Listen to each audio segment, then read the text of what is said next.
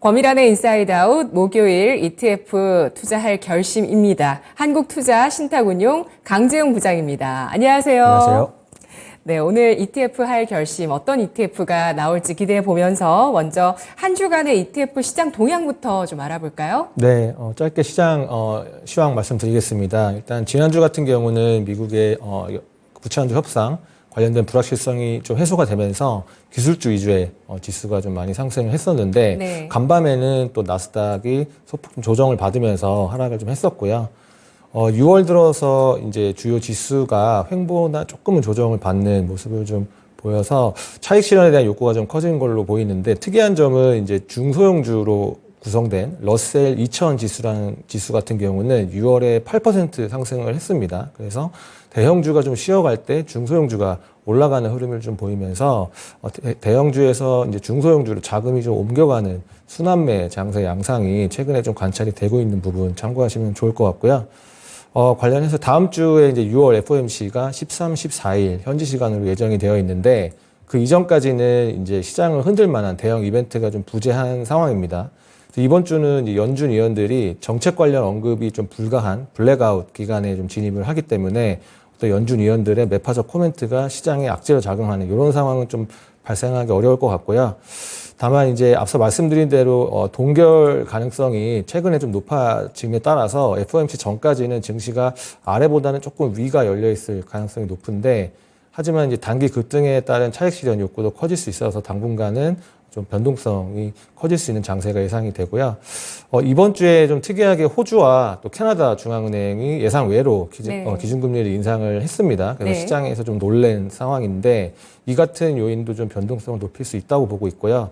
아직 미국 같은 경우는 이들보다는 금리 인상보다는 동결의 가능성이 더 높은 상황인데 네. 다음 주에 또 공교롭게도 FOMC 그 논의 과정에서 미국의 5월 CPI가 발표가 됩니다. 그래서 이 5월 CPI 결과가 다음 주 FOMC 금리 결정에 굉장히 큰 역할을 할 수 있기 때문에 다음 주 13, 14일은 굉장히 중요한 시장 이벤트로 좀 보여지고 있어서 시장 대응하실 때는 다음 주 5월 미국의 CPI 그리고 FOMC 결과 이 두 개를 꼭 확인하시면 좋을 것 같습니다. 네, 저도 앞서서 오프닝 때 말씀을 드렸지만 다음 주에 13일 FOMC 시작과 동시에 CPI 발표가 있고 그 다음 날 14일 현지 시간 FOMC 회의 결과가 있습니다.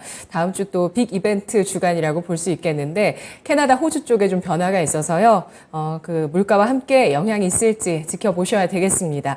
이번 주 블랙아웃 기간에 진입하면서 시장 눈치 보기 또 소형주, 중형주 쪽에 자금 이동 파악해 주셨는데요. 그래도 뭐 나스닥 지수는 간밤에 하락하긴 했지만 월간 기준으로 했을 때 2월을 제외하면 계속해서 올해 들어서 상승하는 움직임, 6월도 일단은 현재 플러스권 나타내고 있는 모습입니다.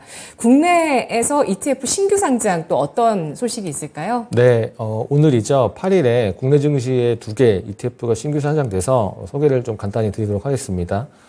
두 ETF 모두 삼성자산운용에서 출시를 했고요. 하나는 테슬라 개별 주식하고 관련된 밸류체인 주식에 투자하는 코덱스 테슬라 밸류체인 팩셋 ETF가 상장을 했습니다. 지난달에 한국투자신탁운용에서 에이스 테슬라 밸류체인 액티브 ETF를 출시한 이후에 테슬라 밸류체인 관련 ETF는 두 번째고요. 네. 차이점은 이제 에이스 같은 경우 테슬라의 비중이 한 60% 정도 차지하고 있고 코덱스 같은 경우는 25% 정도 차지하고 있어서 테슬라 비중에 따른 어떤 취향으로 ETF 선택하시면 좋을 것 같고요. 두 번째 신규 상장한 ETF는 이제 최근에 각광을 받고 있는 파킹 통장형 ETF입니다. 그래서 코덱스 CD금리 액티브 합성 ETF고요. CD금리는 이제 91일물 CD금리를 추종하는 ETF인데 최근에 장기금리보다는 단기금리의 상승세가 더 커서 이제 단기적으로 자금을 어디에 좀 보관하실 용도로 사용하시기에는 적절한 ETF라고 좀 생각이 듭니다. 네, 파킹 통장 개념의 ETF는 또 그동안 많이 소개를 해주셨는데 네. 만일에 지금 파킹 통장 개념으로 ETF를 선택을 한다면 어떤 걸 보고 선택하는 게 좋을지 네네. 1번 기준은 보수, 총보수 수수료인가요? 일단은 ETF별로 추종하는 그 금리 지수가 다 다릅니다. 예를 들어서 국내 같은 경우는 뭐 CD 금리가 가장 일반적이고 코퍼라는 금리도 있고요.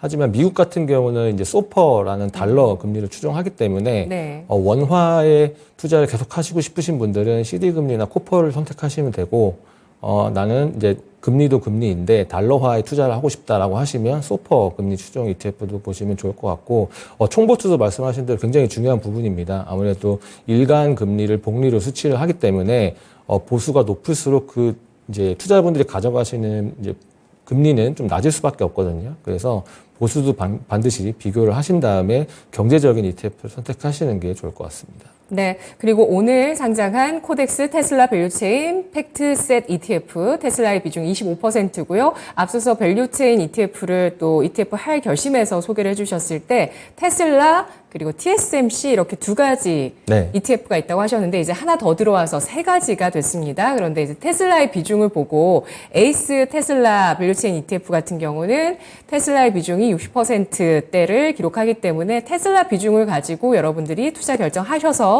또 선택하시면 될 것 같습니다. 자, ETF 전체적인 동향들 좀 더 체크를 해볼 텐데요. 수익률 보도록 하겠습니다. 글로벌 주식형 ETF 수익률 어떤 게 좋았을까요? 네, 주식형 같은 경우 살펴보면 이제 주요 상위권은 우라늄하고 가상자산 관련 기업에 투자한 ETF가 상위권 대부분을 차지를 했습니다. 네. 최근에 우라늄 같은 경우는 이제 공급 여건이 타이트해짐에 따라서 3월 말 이후에 가격이 한 10% 가까이 상승을 하면서 관련된 채굴 기업들의 주가도 덩달아 상승세를 좀 보였고, 이 같은 움직임이 ETF로도 연결이 됐고요. 원자력 발전 원료잖아요. 예, 맞습니다. 네. 예. 그리고 이제 미국의 부채 한도 관련 불확실성이 좀 제거가 되면서 가상자산에 대한 기대감도 좀 커지고 있는 상황입니다. 최근에 리플이라든지 비트코인도 조금씩 상승을 다시 하고 있는데, 관련된 기술을 보유한 이제 블록체인이나 디지털 경제 관련 기업들 ETF도 상승세를 좀 나타냈습니다. 네, 가상자산, 우라늄 관련한 ETF 수익률이 좋았고요. 한 주간 채권형 ETF는 어땠을까요? 네, 지난주 같은 경우는 채권 금리가 이제 하락을 했기 때문에 이제 듀레이션이 긴 장기 채권 위주로 채권 ETF가 상승세를 좀 보였고요. 특히나 이제 채권 중에서 이자를 지급하지 않는 그런 어떤 할인채나 아니면 그 채권의 원금에만 투자하는 좀 듀레이션이 굉장히 극대화된 ETF들이 있는데, 이 ETF 위주로 상승을 했기 때문에 채권 금리 하락에 따른 이제 자본 차익이 가장 높은 ETF 순으로 좀 성과가 좋았고요. 또 글로벌 고물가 기조가 좀 이어지면서 물가 연동 국채에 투자하는 ETF도 한 주간 2%에 가까운 상승세를 보였습니다. 네, 물가가 한창 올라갈 때도 그랬지만 현재로서도 물가 연동 국채에 대한 관심이 이어지고 있다는 것도 눈에 띄고 있습니다. 그러면 부동산 또 리츠 관련한 ETF 쪽은 어땠을까요? 네, 채권형과 마찬가지로 이제 시중금리가 하락을 하면서 부동산 쪽에서는 굉장히 호재로 인식이 됐기 때문에 네. 굉장히 이례적으로 부동산 관련 ETF가 한 주간 5% 넘는 급등세를 좀 보였었고요. 2주 전과 비슷하게 이제 배당에 포커스가 된 고배당 리츠의 상승세가 가장 컸고, 그 외에 이제 미국 모기지 리츠가 순위를 차지를 했습니다. 하지만 그간 리츠나 부동산 쪽의 낙폭이 워낙 컸었기 때문에 이 좀 저가 매수 아니면 반발 매수세가 좀 유입이 된 부분도 있기 때문에 당분간은 단기적으로 이 리츠나 부동산 쪽의 변동성이 높을 수 있다는 점은 염두해 주실 필요가 있습니다. 네, 채권 금리 흐름에 민감하게 반응을 보이면서 리츠 부동산 ETF 한 주간 수익이 좋았습니다. 그렇다면 한 주간 글로벌 ETF 자금 동향은 어땠을까요?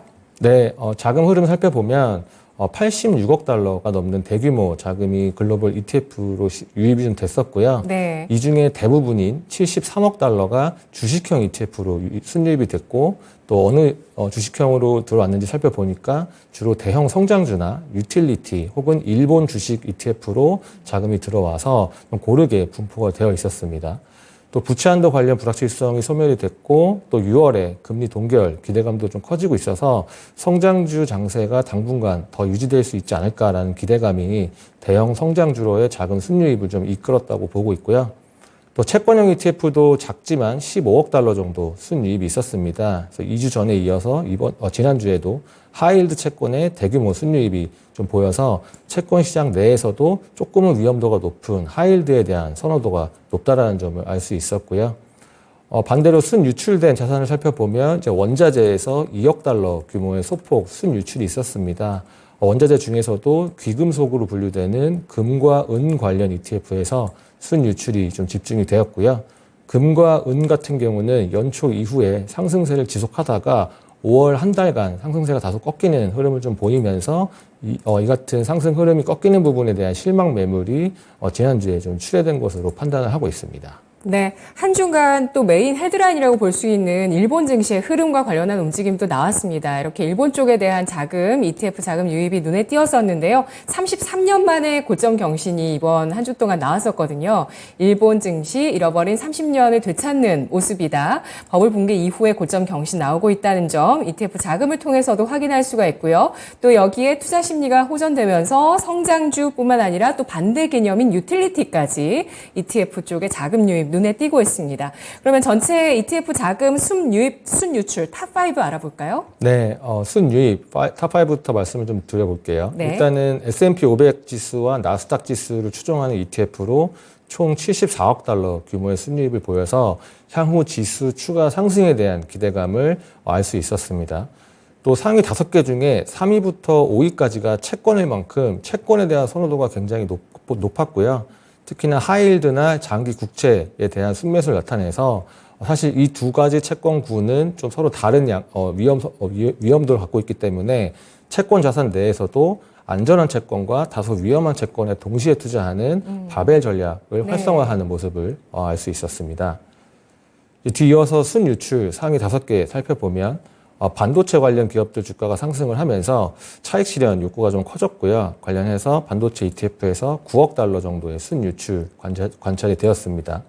그 외에도 경기 방어적인 성격의 필수 소비재 ETF 그리고 유가 하락으로 에너지 ETF에서 순유출 흐름이 좀 보였었고요.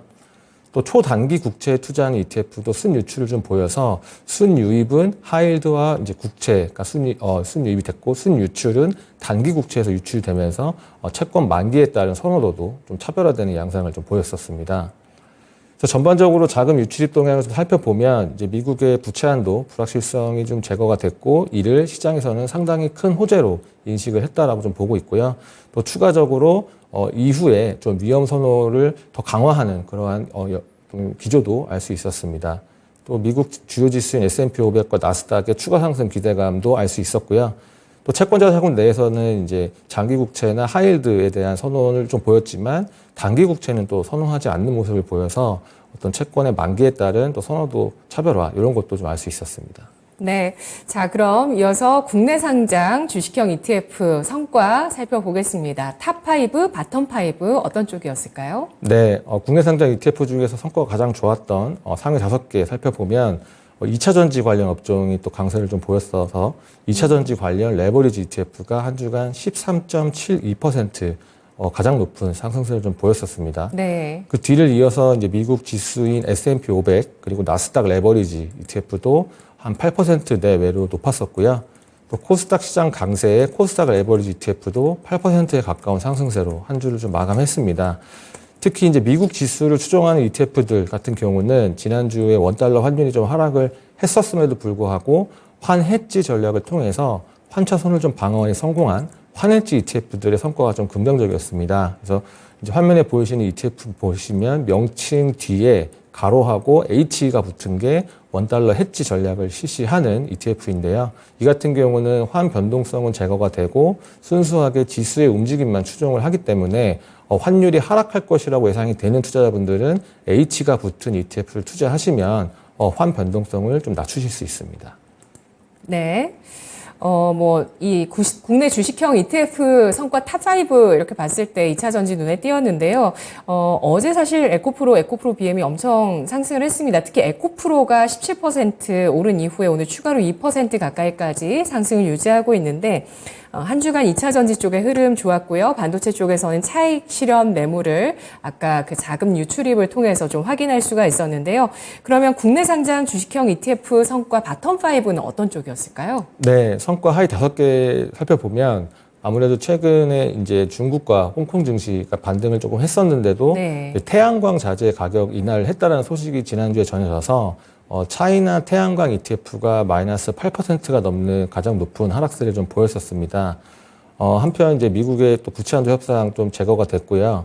그리고 금리가 좀 하락을 하면서 반대로 채권 가격이 좀 반등을 했고, 그래서 채권 장기 국채 반대에 투자하는 인버스 2배 ETF가 또 마이너스 5% 정도 주간 하락세를 좀 보였었습니다.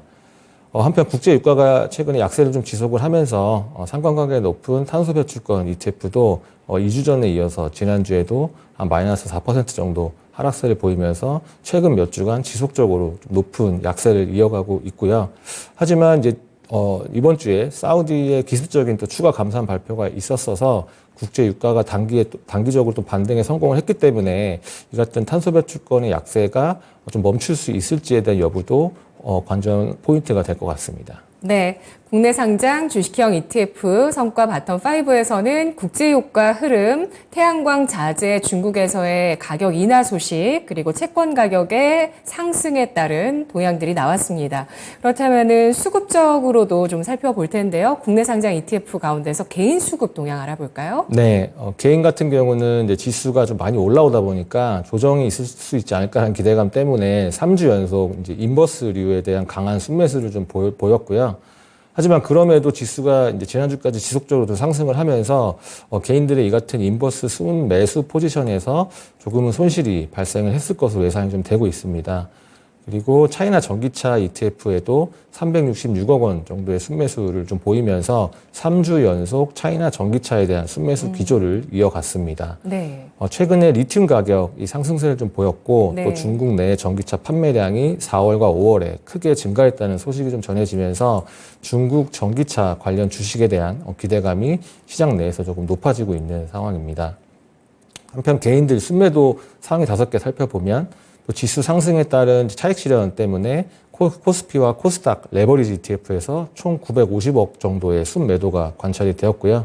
뒤이어서 미국 반도체, 나스닥, 빅테크 관련 ETF들에서도 순매도가 나오면서 전반적으로 보면 많이 올랐던 부분들에 대한 차익 실현을 하려는 심리를 알 수 있었습니다. 네, 그렇습니다. 코스피 2600포인트 1년 만에 도달을 했고요. 그리고 또 코스닥은 사실 이전에 그 연초 랠리 때 더 강했었지만 880까지 또 다시 왔습니다. 그 전에 이제 900 넘어서까지 올라갔다가 조정받고 다시 이 선까지 왔는데 이러면서 개인 쪽에서 코스피 코스닥 레버리지 ETF에서 매도세가 크게 나왔다는 부분들도 확인할 수가 있네요. 리튬 가격, 또 중국의 전기차 관련한 투자 관심들 개인 쪽에서 나타났습니다. 기관 수급 중에서는 은행을 가지고 와주셨어요. 네, 오늘은 기관 매매 동향 중에 좀 아셔야 될 부분이 있어서 가져왔고요. 네. 은행 같은 경우는 이제 만기채권형과 반도체 ETF로 순이익을 좀 보였었습니다. 그래서 만기채권형 같은 경우는 작년 말에 이제 국내 처음으로 상장이 돼서 최근까지 고금리 매력의 인기를 많이 끌고 있고요. 개인과 기관 자금이 연이어서 순이익되는 좀 흐름을 보이면서 은행들도 만기 채권형에 대한 투자를 좀 개시를 한 모습을 알 수 있었습니다. 그 다음 기간은 연기금입니다. 연기금 같은 경우는 이제 2차 전지 테마에 대한 연장 그런 기대감 때문에 관련 ETF로 200억 넘는 순매수를 주간 단위로 좀 보였고요. 특이한 점은 이제 현대차 그룹 ETF로도 한 100억 원 정도의 순매수를 보였었습니다. 연초 이후에 국내에서 대형주 위주로 강세장이 좀 지속이 되면서 또 최근에 삼성, 현대, LG와 같은 그룹주에 투자하는 ETF들의 성과가 상대적으로 다른 ETF들에 비해서 좀 좋았던 흐름을 보였었는데요. 이에 따라서 연기금 같은 경우도 최근에 실적이 좀 많이 개선되고 있는 현대차 그룹에 투자하는 ETF에 대한 투자를 개시한 것으로 좀 판단을 하고 있습니다. 네, 현대차는 미국에서 도난 이슈가 또 발생을 해서 사실 이런 부분들이 좀 부담이 될 수도 있긴 한데 그래도 이 기업의 브랜드 위상의 변화에 대해서 좀 더 힘을 주는 것 같습니다. 또 대응을 해야죠. 예, 이런 좀 부정적인 이슈들이 발생했을 때 현대차의 대응도 좀 지켜보도록 하고요. 은행 쪽에서는 반도체, 연기금 쪽에서는 2차 전지와 현대차에 대한 ETF 매수가 눈에 띄었습니다. 자, 이 가운데서 오늘 전체적인 동향들 중에서 혹시 또 나올지 오늘 투자할 결심 ETF 어떤 쪽일까요? 네, 서두에 말씀드렸듯이 이제 미국 현지에서도 ETF 중에서 일본 주식에 투자하는 ETF로도 자금이 좀 유입이 되면서 많이 올라왔지만 더 추가 상승에 대한 기대감이 좀 깔려 있는 자금 흐름이었는데요. 오늘 말씀드린 ETF 같은 경우는 일본 주식형 ETF에 대한 설명을 좀 드리도록 하겠습니다. 최근에 일본 증시가 연이어 상승을 하면서 이제 관심이 좀 높아지고 있고요. 특히나 일본 대형주 225개로 구성된 니케이 225라는 지수가 있는데 이 지수 같은 경우는 연일 상승하면서 아까 말씀하셨듯이 33년 만에 최고치를 기록을 한 상황이고요. 또 미국의 부채 한도에 대한 불확실성이 좀 엎어졌고, 그다음에 엔화 가치가 지속적으로 좀 약세를 좀 보이면서 일본 수출 관련주 중심의 상승세가 좀 지속이 되고 있고요. 그래서 앞으로도 조금 더 상승할 수 있을 거라는 기대감도 좀 커지고 있습니다. 그래서 업종별로 보면은 다른 나라들과 비슷하게 일본 같은 경우도 반도체하고 전자 관련 업종이 전반적인 상승세를 좀 견인을 했고요. 특히 일본 반도체 같은 경우는 연초 이후에 46% 정도 급등을 하면서 전반적인 증시 견인차 역할을 톡톡히 했다라고 지금 판단을 하고 있습니다. 그래서 이 같은 일본 증시 상승에는 이제 우호적인 수급 여건도 긍정적인 영향을 미쳤었는데요. 연초 이후에 일본 증시 내에서 외국인 투자 자금이 좀 순유출을 보였다가 4월을 기점으로 순이입으로 전환이 됐고요. 특히 5월 같은 경우는 317억 달러, 그러니까 우리 돈으로 대략 40조 원 가까운 대규모 자금을 외국인이 일본 증시에 순매수로 투입을 했습니다. 대내 호재가 있었지만 그 외에도 외국인들이 주목한 일본 증시의 가장 큰 호재로는 이제 강력한 주주 환원 정책으로 좀 보여지고 있습니다. 주주 환원 정책은 이제 기업이 자사주를 매입하든지 아니면 배당금을 올려서 주주들에 대한 어떤 환원 정책을 계속해서 실시하는 내용인데요. 현재 일본에서는 자사주 매입과 또 배당금에 쓰이는 규모가 매년 상승을 하고 있고 작년 한 해에는 대략 24조 엔 가량이 주주 환원에 쓰이면서 사상 최고치를 경신을 했습니다. 그리고 금리 정책 측면에서도 호재가 있는데요. 그래서 우에다 신임 일본은행 총재가 취임 이후에도 완화적인 금융 정책을 당분간 이어갈 것이라고 이제 본인이 직접 말을 했고 또 전망이 되면서 급격한 엔화의 강세 반전보다는 현재의 엔화 약세 추세가 연장될 것이라는 시장의 기대감도 강하기 때문에 당분간 일본 증시에 대한 호재가 불확실성보다는 더 높은 상황이라고 판단이 됩니다. 그래서 결론적으로 일본 증시가 상승될 가능성이 조금 더 높은 상황이고요. 또 국내 투자자 관점에서 일본 증시에 투자할 경우에는 또 엔화 약세를 고려해서 환 해지 전략이 필수적으로 또 판단이 됩니다. 그래서 이제 오늘은 일본 지수를 추종하는 ETF 중에서 환 해지 전략을 사용하는 ETF에 대한 소개를 드리도록 하겠습니다. 화면에 보이는 ETF 이 두 종 같은 경우는 일본 대표 지수인 니케이 225 그리고 토픽스 지수를 추종하는 환 해지형 ETF가 기재가 되어 있어서 투자하실 때 참고하시면 좋을 것 같고요. 지수에 대한 설명 간단히 드리면 토픽스 같은 경우는 도쿄증권거래소에 상장된 모든 종목 대략 한 2천여 개 되는데 이 2천여 개의 종목으로 구성이 돼서 이제 한국의 코스피 지수와 유사하다고 보시면 될 것 같고요. 니케이 225 같은 경우는 이 중에서 대형주 225개로 구성된 지수입니다. 그래서 한국 같은 경우는 코스피 200 지수라고 보시면 좋을 것 같습니다. 아무래도 이제 니케이 225 같은 경우가 대형주 위주로 구성이 되어 있기 때문에 토픽스 같이 2천여 개의 전 종목을 담은 지수보다는 조금 더 펀더멘털 측면이나 아니면 변동성 측면에서 조금 우량하기 때문에 투자하실 때 조금 더 우량하거나 아니면 변동성을 낮춰서 일본 증시에 투자하고 싶으신 분들은 니케이 지수에 관심을 가지시면 더 좋을 것 같고요.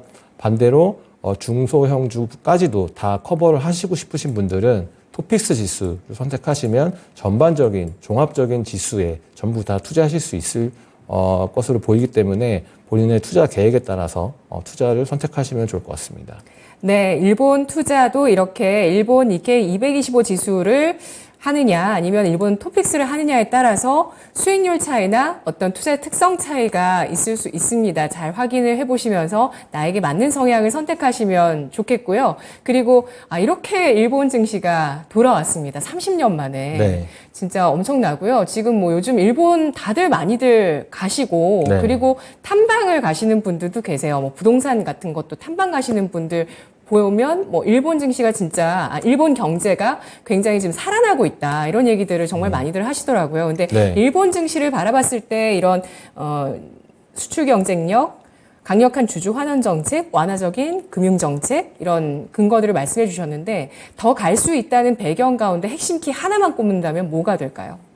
아무래도 이제 현재 일본 증시 상승을 이끌 가장 큰 호재가 네. YCC를 이제 계속 유지할 것이라는 이제 금리 정책입니다. 그래서 사실은 우에다 신임 총재가 올 초에 부임하기 전에는 굉장히 좀 매파적인 인사로 분류가 돼서 완화적인 정책을 좀 급변시키지 않을까라는 우려가 컸었는데요. 이제 막상 부임을 하고 나서는 그러지 않고 기존의 완화적인 정책을 유지하고 있기 때문에 YCC라는 어떤 이 금리 컨트롤 정책을 계속해서 유지한다면 조금 더 일본 증시의 호재로 작용할 가능성이 높다고 좀 보고 있습니다. 네, 알겠습니다. 오늘 투자를 결심해 볼 ETF, 일본 관련 ETF였습니다. 분석 고맙습니다. 감사합니다.